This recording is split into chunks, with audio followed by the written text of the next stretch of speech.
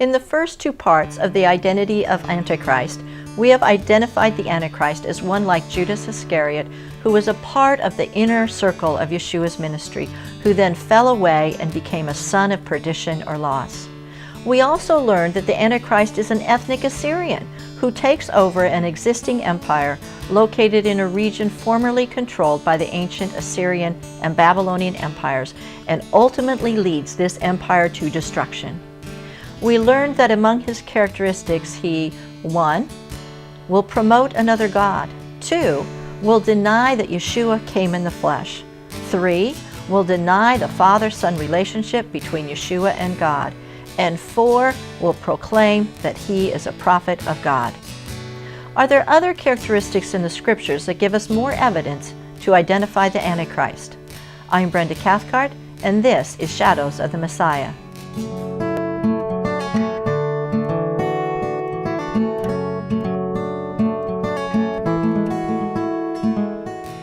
Isaiah told us in chapter 30, 31 to 33, that Tophet was created for the Assyrian, as did John in Revelation.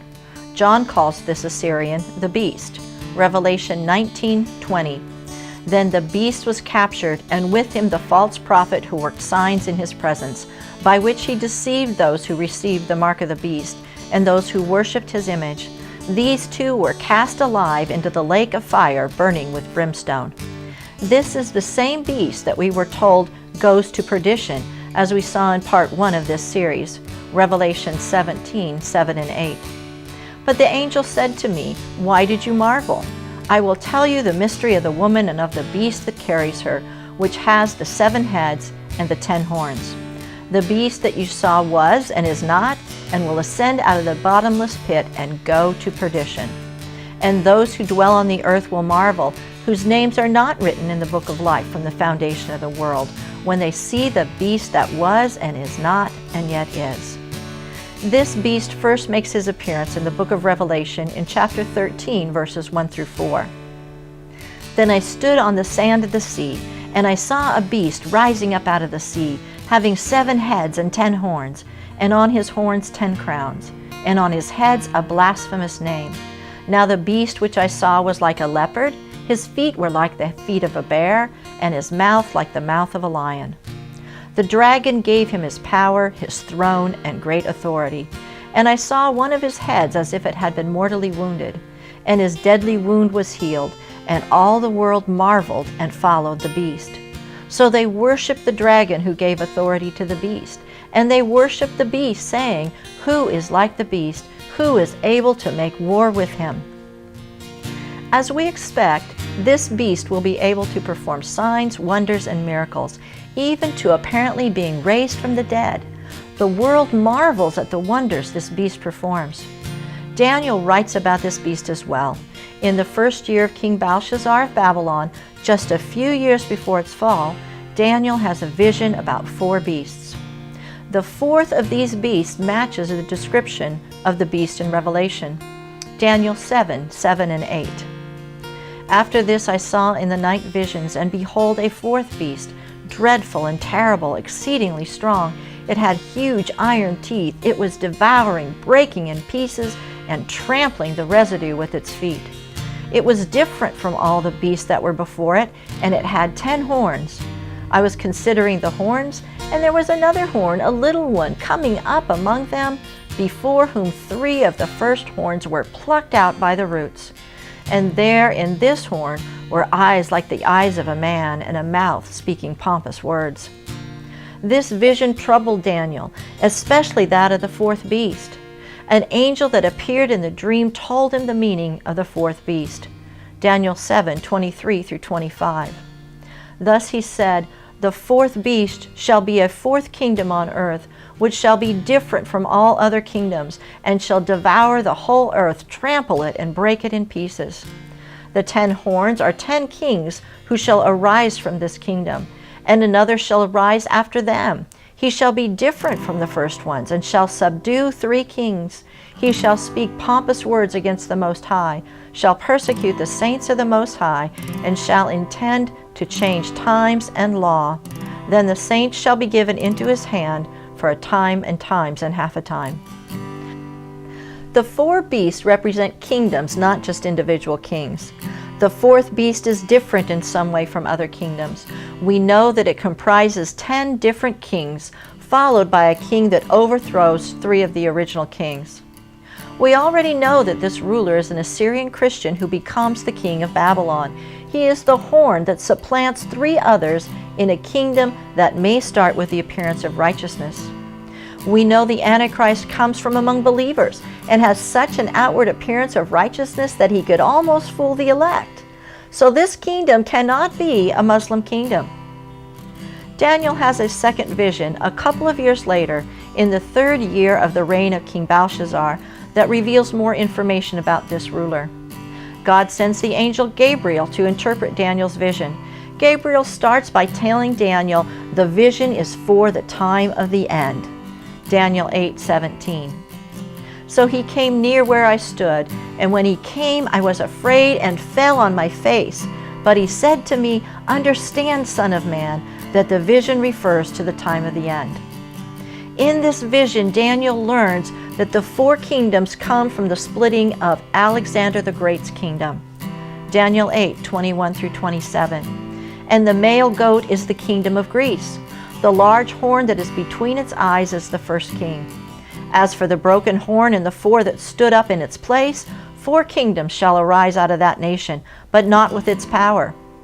And in the latter time of their kingdom, when the transgressors have reached their fullness, a king shall arise, having fierce features, who understands sinister schemes.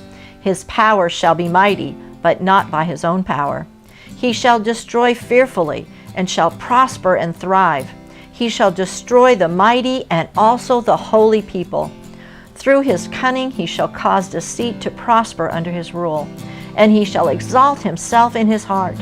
He shall destroy many in their prosperity. He shall even rise against the Prince of Princes, but he shall be broken without human means. And the vision of the evenings and mornings which was told is true. Therefore seal up the vision, for it refers to many days in the future. And I, Daniel, fainted and was sick for days. Afterward I arose and went about the king's business. I was astonished by the vision, but no one understood it. At first, the individual kingdoms don't have the power that Alexander had, but one king will rise above the others. He rises against the Prince of Peace. He rises specifically against Yeshua. He now goes beyond calling himself a prophet of God to exalting himself above God. Paul confirms this in his second letter to the Thessalonians in chapter 2, verses 3 and 4. Let no one deceive you by any means, for that day will not come unless the falling away comes first. And the man of sin is revealed, the son of perdition, who opposes and exalts himself above all that is called God or that is worshipped, so that he sits as God in the temple of God, showing himself that he is God. Daniel learns more about this king rising from the Greek Empire in a later vision he had in the 3rd year of King Cyrus the Persian, after the fall of the Babylonian Empire. In this vision, 2 of the kings are singled out of the 4. These 2, called the king of the south and the king of the north, at one time form a marriage alliance that falls apart. They fight back and forth through the years, first one gaining supremacy and then another. History reveals these 2 kings to be the Ptolemaic Empire and the Seleucid Empire. But not all the events foretold by Daniel have taken place. We begin to read about the king of the north coming against the Holy Land and the Holy Covenant. Daniel 11:29-31. At the appointed time he shall return and go toward the south, but it shall not be like the former or the latter, for ships from Cyprus shall come against him. Therefore he shall be grieved and return in rage against the Holy Covenant and do damage. So he shall return and show regard for those who forsake the Holy Covenant, and forces shall be mustered by him, and they shall defile the sanctuary fortress. Then they shall take away the daily sacrifices and place there the abomination of desolation. These events happened during the time of the reign of Antiochus IV Epiphanes of the Seleucid Empire and are recorded in the books of Maccabees and the books of Josephus. Antiochus set up a statue of Zeus in the place of the brazen altar and required the priests to sacrifice pigs on God's altar. The Jewish people revolted and succeeded in driving out the much larger Seleucid army. They liberated the temple and rededicated it to God. This victory is celebrated in the 8-day festival of Hanukkah. So if it has already happened, why are we looking at it here? Because Yeshua said this would happen again. Yeshua's disciples asked about the signs of his coming in the days leading up to Yeshua's crucifixion. Matthew 24:3. Now as he sat on the Mount of Olives, the disciples came to him privately, saying, "Tell us, when will these things be? And what will be the sign of your coming and of the end of the age?" Yeshua's answer included information about the abomination of desolation written about by Daniel. Matthew 24:15 and 16. Therefore, when you see the abomination of desolation spoken of by Daniel the prophet standing in the holy place, whoever reads, let him understand. Then let those who are in Judea flee to the mountains. This king of the north will once again invade Jerusalem, place an abomination in the temple of God next to the brazen altar, and seek to slaughter God's people who are living in Israel. Daniel's vision continues to give us details about the battle between the king of the north and the king of the south during the time of the end. Daniel 11:40-45. At the time of the end, the king of the south shall attack him, and the king of the north shall come against him like a whirlwind, with chariots, horsemen, and many ships, and he shall enter the countries, overwhelm them, and pass through. He shall also enter the glorious land, and many countries shall be overthrown, but these shall escape from his hand: Edom, Moab, and the prominent people of Ammon. He shall stretch out his hand against the countries, and the land of Egypt shall not escape. He shall have power over the treasures of gold and silver, and over all the precious things of Egypt. Also the Libyans and Ethiopians shall follow at his heels. But news from the east and the north shall trouble him. Therefore he shall go out with great fury to destroy and annihilate many. And he shall plant the tents of his palace between the seas and the glorious holy mountain. Yet he shall come to his end, and no one will help him. Israel will be invaded, as will many other countries, but Jordan, comprising of ancient Edom, Moab, and Ammon, will not be taken. Egypt, the home of the Ptolemaic king of the south, will be taken. Libya and Ethiopia, which were also part of the Ptolemaic Empire, will also be taken. But before the king of the north can enjoy his victories, news from the east and the north trouble him.